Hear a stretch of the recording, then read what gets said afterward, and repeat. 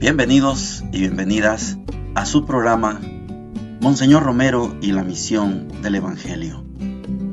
Un programa que lleva dos objetivos: conocer a Monseñor Romero y estudiar la Sagrada Escritura con un juicio crítico desde la teología de la liberación. Cada día tendremos un encuentro con Monseñor Romero y con el Dios de Jesús.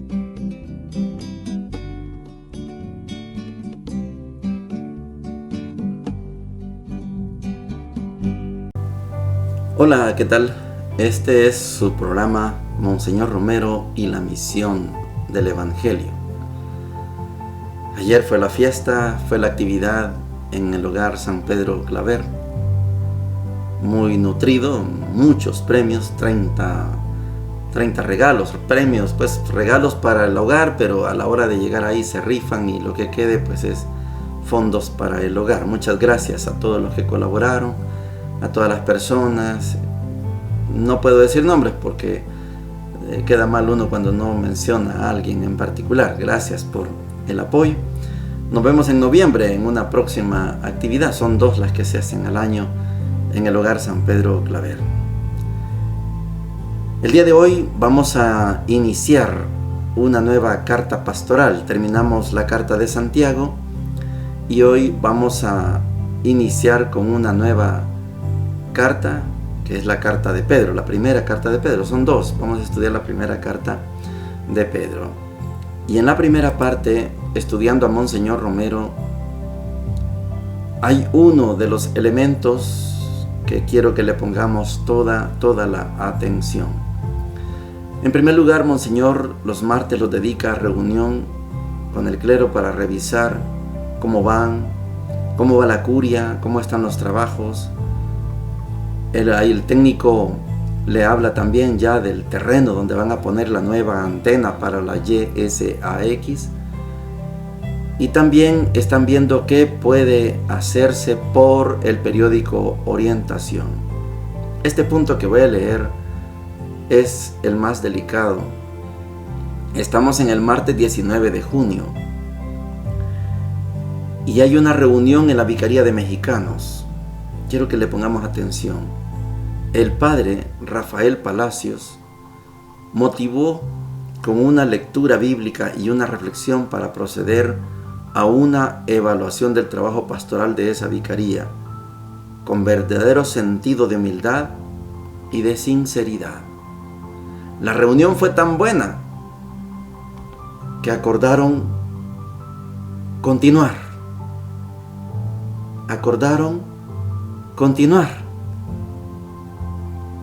Pero al siguiente día, tristemente, el padre Rafael Palacios fue asesinado. Traumático, frustrante para Monseñor Romero. ¿Qué culpa tiene un sacerdote joven que tenga la capacidad de animar en una vicaría? Vicaría significa 10 parroquias juntas. ¿Y qué delito cometió el padre Rafael Palacios? Asesinado aquí, en Santa Tecla. Delicado. Después hay una situación difícil con la congregación de los hermanos maristas. Ellos reconocen que han tomado distancia del arzobispo y están tratando de acercarse. La Federación de Colegios Católicos también siente lo mismo y tienen que acercarse, tienen que revisar eso. La congregación Hermanos Maristas no puede estar distanciada. Y estos son los trabajos de conciencia que Monseñor hace. Tenemos que estar todos integrados, todas integradas en la pastoral de conjunto de la arquidiócesis. Oigamos a Monseñor. Martes 19 de junio. A las 8 tuvimos la reunión que hemos acordado celebrar los martes para evaluar el funcionamiento de la organización de la curia arzobispal. Dedicamos esta junta especialmente a tratar del funcionamiento de la radio y de la Secretaría de Información de Medios de Comunicación Social. El arquitecto Morales se ofreció para resolver el problema del campo en que se instalará la nueva antena. Se aclaró también varios aspectos de la responsabilidad y de las competencias de los diversos componentes que trabajan en la Secretaría de Medios de Comunicación Social. Platicó también acerca de cambiar el formato de orientación por razones económicas, pero se dejó para consultarlo al clero en su próxima reunión. A continuación yo tuve una junta con los sacerdotes, religiosas y laicos de la Vicaría de Mexicanos. Resultó sumamente interesante. El padre Rafael Palacios motivó con una lectura bíblica y una reflexión para proceder a una evaluación del trabajo pastoral de esa vicaría con verdadero sentido de humildad y de sinceridad. Y así se expusieron dificultades, problemas entre sacerdotes y laicos y todo lo concerniente a un mejor funcionamiento, unificando diversos aspectos de los criterios que deben regir la pastoral de aquella región. La reunión fue tan densa de iniciativas, de discusiones y sugerencias que se acordó continuarla la próxima semana. Por la tarde, interesante entrevista con el hermano provincial de los maristas y algunos directores de colegios de El Salvador. Se quejaban de la distancia que se ha creado entre su comunidad y el arzobispo. Expuse claramente mis motivos, mis preocupaciones, y ellos también hablaron con toda franqueza de las dificultades. De por medio estuvo, de común acuerdo, la hermana Nelly Rodríguez, que pertenece a la directiva de la Federación de Centros de Educación Católica, para evaluar con ella las relaciones pastorales de los colegios maristas en el interesante campo de la educación, visto como una pastoral de la arquidiócesis. Se acordó intensificar las relaciones y procurar entre todos una pastoral verdaderamente de acuerdo con el arzobispado, al servicio de este pueblo de características tan peculiares. Llegamos a la sección de la palabra de Dios. Les decía que vamos a iniciar hoy una nueva carta, se llaman cartas pastorales, la de Santiago, primera y segunda de Pedro, la carta de Judas y las 3 cartas de San Juan, que se caracterizan como cartas pastorales, pero hoy vamos a comenzar con la primera carta de Pedro.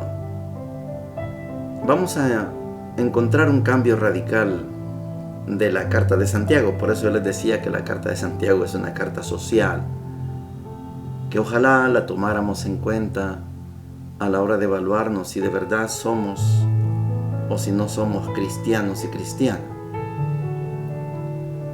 Muchas veces usamos algunos criterios para decir, no, si yo soy buena gente, yo antes era y ahora soy, no. Y a veces los criterios son cuántas veces voy a misa, cuántas veces doy limosna, contribuyo, trabajo, etc. La carta de Santiago es sumamente radical. Hay un cambio, les decía, porque en la carta de Pedro, en la primera carta de Pedro, es una carta de confesión. Este es otro aspecto. Hay elementos importantes en la vida de la persona que ameritan ponerle toda la atención a la confesión. ¿A quién confieso? ¿Cómo confieso? ¿Cómo reconozco yo, en este caso, a Jesús? ¿Cómo confieso? Así estudiamos ayer la Santísima Trinidad. Primera de Pedro, capítulo 1, del 3 al 9, dice lo siguiente. Bendito sea Dios, Padre de nuestro Señor Jesucristo, que en su gran misericordia por la resurrección de Jesucristo de entre los muertos, nos ha hecho nacer de nuevo para una esperanza viva, para una herencia incorruptible, pura, imperecedera, que les está reservada en el cielo. La fuerza de Dios les custodia en la fe, para la salvación que guarda a manifestarse en el momento final. Alégrense de ello, aunque de momento tengan que sufrir un poco en pruebas diversas. Así, la comprobación de su fe, de más precio que el oro, que, aunque perecedero, lo aquilatan a fuego, llegará a ser alabanza y gloria y honor cuando se manifieste Jesucristo. No han visto a Jesucristo y lo aman, no lo ven y creen en Él, y se alegran con un gozo inefable y transfigurado, alcanzando así la meta de su fe, su propia salvación. Palabra de Dios. Te alabamos, Señor. Esto es una confesión. Podemos llamarlo credo si usted quiere llamarlo así. Hay tantos credos. En la iglesia tenemos 2 credos. Le dicen el corto y el largo. Es una confesión. Bendito sea Dios. ¿Por qué? A ver, a cada rato nosotros decimos bendito sea Dios, o Dios sea bendito. Bendito sea Dios. ¿Por qué que sea bendito Dios? Lo que pasa es que nos ha hecho nacer de nuevo para una esperanza viva. Por eso, sí. Sí, para una herencia incorruptible, pura, imperecedera. Bendito sea Dios. La fuerza de Dios les custodia en la fe. ¿Alguien de nosotros tiene fe? No es mérito suyo, no es mérito mío el permanecer en la fe. Es mérito de Dios. Él nos custodia con su fuerza, nos custodia para que permanezcamos en la fe. ¿Y sufrimos ahora? Sí, sí. Pero también sufre el oro para quitarse las impurezas. Para los que ya han visto cómo funciona la minería del oro, por lo menos yo lo he visto en artesanal. Voy a referirme suficientemente en Panamá. Nicaragua no tuve la oportunidad tanto. Sí sé lo que es un penique en Nicaragua, una del tamaño casi de la uña del dedo chiquito de la mano nuestra. Un penique, una cosa pequeñita. Pero en Panamá vi cómo extraían el oro de una montaña artesanal con una máquina que puede caber en los hombros, en la espalda de una persona. Y el oro viene metido en medio de piedras, arena, y la máquina lo pulveriza, lo vuelve una arena tan fina, y en la arena tan fina, en el montón, ahí se ven unas pringuitas que brillan, y esas pringuitas con un ácido las juntan. El ácido solo junta lo que brilla, y ahí ya queda, igual que en Nicaragua, el penique, una bolita, como cuando alguien hace una soldadura eléctrica y lo que brinca, la escoria esa, así los pedacitos. Y a veces en el día logran juntar 5 de esos pedacitos. 5. Todo el día trabajando entre 5 personas, 4 personas. Cuando ya le echan el ácido los juntan y se arma la bolita.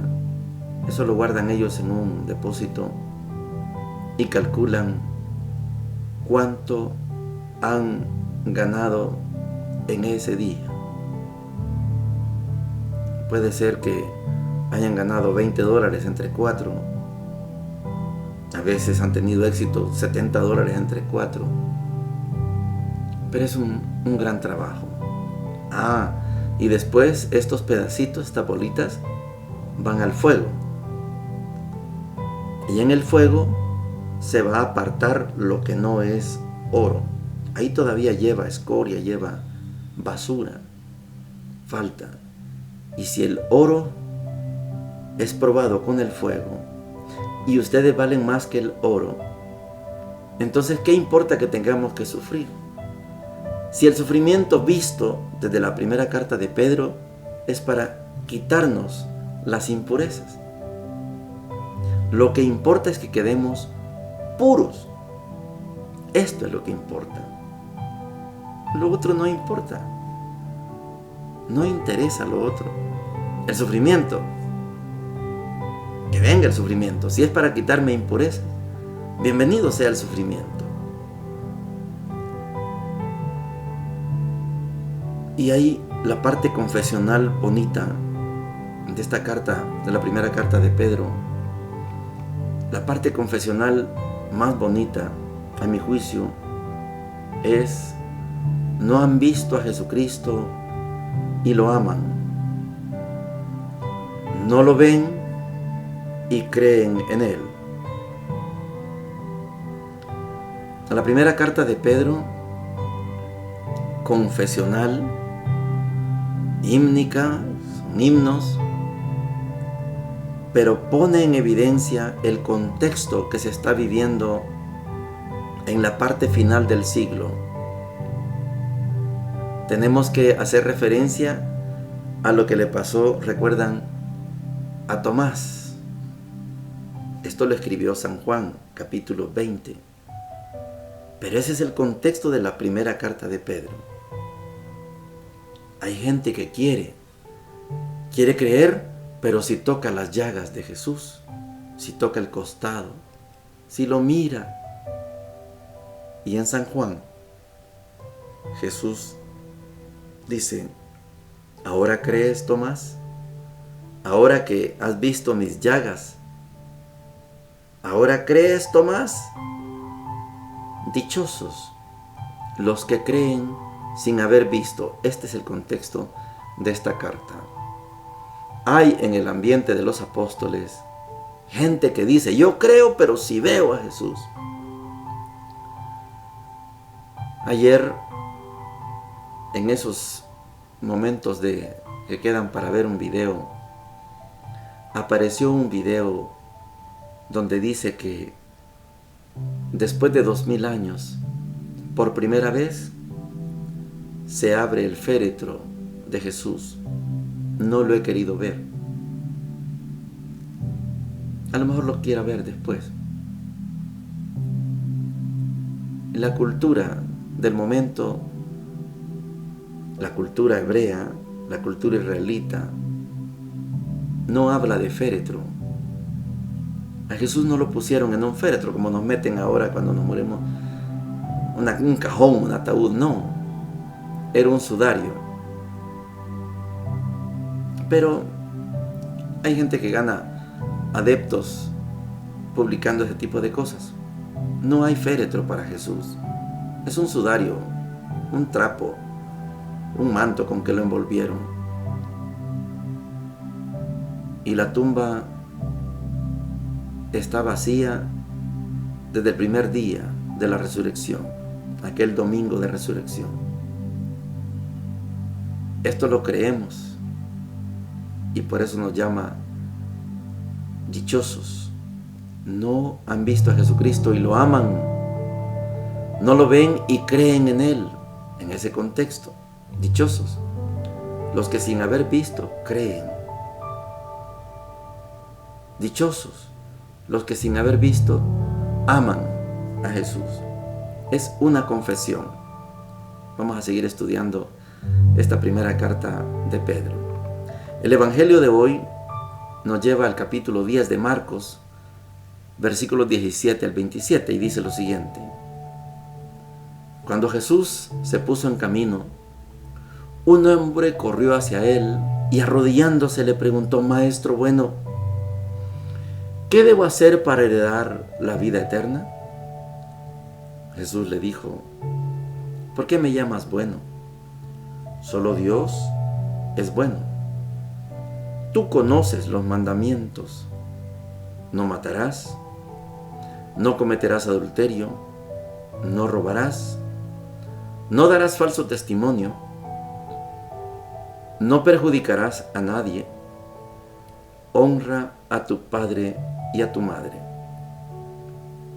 El hombre le respondió: Maestro, todo eso lo he cumplido desde mi juventud. Jesús lo miró con amor y le dijo: solo te falta una cosa. Ve, vende lo que tienes y dalo a los pobres. Así tendrás un tesoro en el cielo.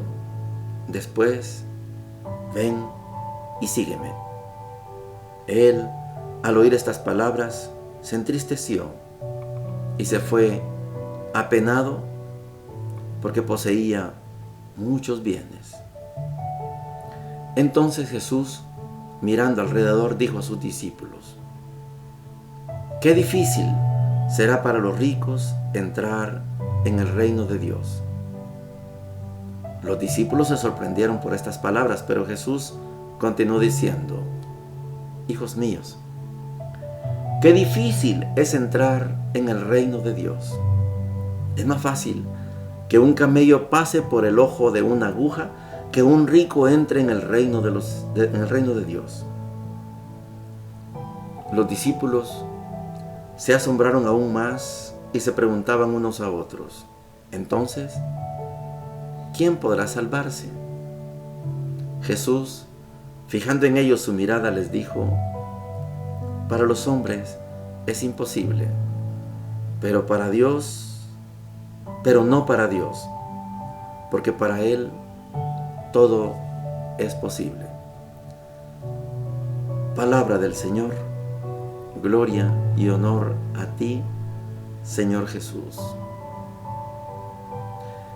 No sé si les pasa a ustedes, pero al escuchar un texto tenemos la tentación de amarrarla con otro texto que no es del mismo Evangelio.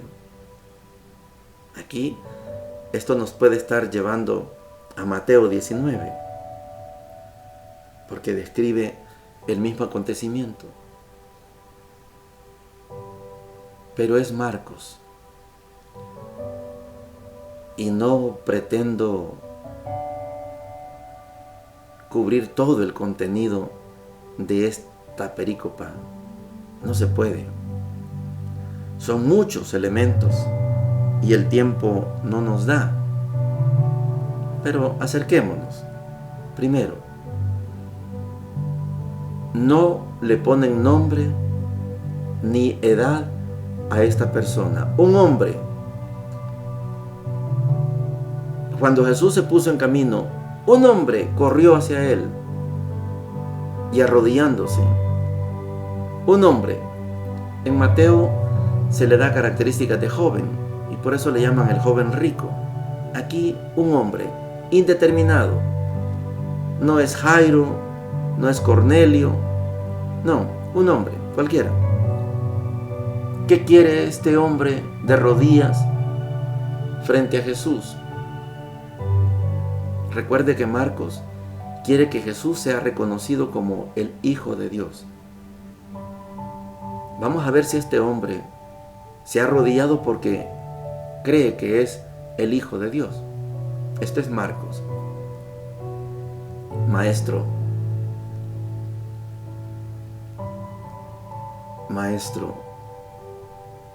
le dice: maestro bueno, ¿qué debo hacer para heredar la vida eterna? Detengámonos. Marcos quiere que reconozcamos en Jesús al Hijo de Dios. Este tipo, este hombre, se ha arrodillado, parece que lo reconoce como Hijo de Dios. Le dice: Maestro bueno, ¿qué debo hacer para heredar la vida eterna? Quiero que nos fijemos en la respuesta de Jesús. ¿Por qué me llamas bueno? Solo Dios es bueno. Hasta aquí está la pregunta. ¿Será que este tipo reconoce que Jesús es el Hijo de Dios? ¿Por qué me llamas bueno? Solo Dios es bueno. Entonces, pareciera que él está consciente que Jesús es el Hijo de Dios. Y le dice: tú conoces los mandamientos. Y le da 6 mandamientos. Si quisiéramos hacer proselitismo, yo les digo: ¿dónde está el mandamiento de las imágenes? No aparece. Repitámoslo: no matarás, no cometerás adulterio, no robarás, no darás falso testimonio, no perjudicarás a nadie, honra a tu padre y a tu madre. 6 mandamientos, no 10.